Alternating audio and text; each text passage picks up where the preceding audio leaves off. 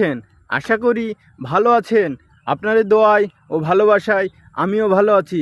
চলে আসলাম একটি নতুন ব্লকে, আশা করি সাথে থাকবেন। তো চলুন যাওয়া যাক। সকলেই তো শহরের যানজট আর কোলাহলের দৃশ্য দেখায়, আজকে আমি আপনাদের দেখাবো গ্রামীণ পরিবেশ আসলে কত সুন্দর হয়। গ্রামীণ পরিবেশগুলো দেখলে আপনারাই বুঝতে পারবেন এগুলো কত সুন্দর মনোরম পরিবেশ থাকে। দেখতে পাচ্ছেন নিরিবিলি নির্জন জায়গা, কত সুন্দর ভিউ এবং কত সুন্দর একটি দৃশ্য আমি আপনাদের সামনে দেখাতে চলেছি। দেখুন চারি সাইডে কৃষকরা সবজি চাষ করেছে, ঘেরের পাশ দিয়ে কত সুন্দর করে সবজি চাষ করেছে। যদি আমি আপনাদের আরও সুন্দর করে দেখাই তাহলে আপনারা দেখতে পারবেন যে ঘেরের পাশ দিয়ে কত সুন্দর করে কৃষকরা বরবটি চাষ করেছে। বরবটি সবজি আসলে আপনাদের কার কার ভালো লাগে অবশ্যই কমেন্ট বক্সে জানিয়ে যাবেন। এই সবজিটা আসলে আমার অনেক প্রিয় এবং খেতে খুবই ভালো লাগে, যে জন্য ভিডিওটি করলাম। দেখতেই পারছেন পাশ দিয়ে বয়ে চলেছে সুন্দর একটি খাল, যেটি আপনারা দেখতে পাচ্ছেন।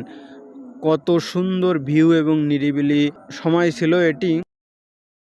তো তারপর চলে আসলাম আড়ংঘাটা রেল স্টেশনে। দেখতে পাচ্ছেন চারিদিকে নির্জন, কোনো কোলাহল নেই, নির্জন ছিল জায়গাটা। এবং আপনাদের যদি আরও দেখাই, এপাশে হচ্ছে রেল লাইন। চলে আসলাম রেল লাইনে, হাঁটতে হাঁটতে যদি সামনের দিকে যাই আপনারা দেখতে পারবেন যে কোথাও কোনো লোকজন নাই এবং নিরিবিলি একটি নির্জন জায়গা ছিল। তো চললাম রেল স্টেশনে হাঁটতে হাঁটতে। কিছু দূর যাওয়ার পরে হঠাৎ একটি বিষয় খেয়াল করলাম, আসলে রেল লাইনে কেন এই বড় বড় ধরনের পাথর দেওয়া হয় এগুলো আসলে আমার জানা নেই। আপনারা যদি জানেন অবশ্যই কমেন্ট বক্সে জানিয়ে যাবেন। তো আস্তে আস্তে হাঁটতে হাঁটতে রেল লাইন দিয়ে চলতে চলতে সামনেই দেখতে পেলাম হঠাৎ এই ধরনের প্লার কেন রেল স্টেশনের সাইডে দেওয়া থাকে এটি আসলে আমার জানা নেই। অবশ্যই আপনারা যদি জেনে থাকেন কেন দেওয়া হয় অবশ্যই কমেন্ট বক্সে জানিয়ে যাবেন।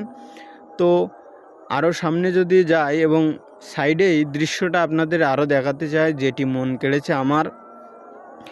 গ্রামীণ পরিবেশ আসলে অনেক ভালো লাগে। বাংলাদেশ সুজলা সুফলা শস্য শ্যামলা আমাদের মাতৃভূমি।